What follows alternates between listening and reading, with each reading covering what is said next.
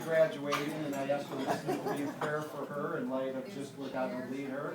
But she started writing poetry, I guess around the ages of 12 or so, almost like a poem every single day for many years, and just loved using words and imaginations and scripting together different things about life.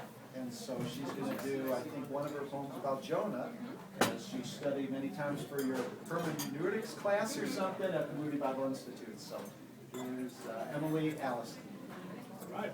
Hi. Yeah, so this is one that I did on the radio this morning, so if you heard it, then you get to hear it again. And if not, then congratulations, it will be new. Okay. It's called Jonah. I run a lot.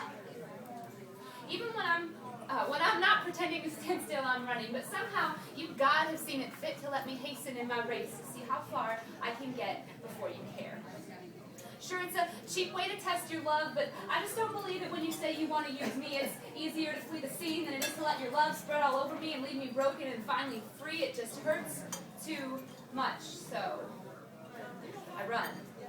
Because you are unattainable and the unknown is so painful and your presence is a force I can't escape, but I try. And though I feel you look away from me, you are not blind, and though I feel you cannot hear me, you are not deaf, so tell me why. Before I was ever thought of or desired, you saw every moment of every day of my life, and as my sins passed before your eyes, you sighed and said, yes, I will use this. God, that's cruel.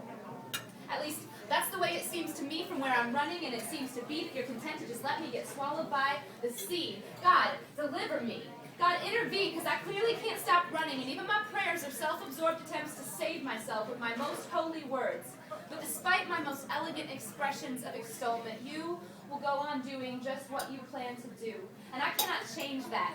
I cannot change you, and I'm angry at you for your very nature, gracious and merciful and slow to anger, abounding in steadfast love, and in the most forgiving tones you cry out to me, do you do well to be angry? And all I can do is clench my fists and scream back, yes. Yes, I do well to be angry, angry enough to die. But I guess I'm still here, right? Just a speck, and I'll take it by your silence and your neglect to acquiesce to my request that you still have something planned that requires the perpetuation of my breath. I run a lot. I need some rest. Amen.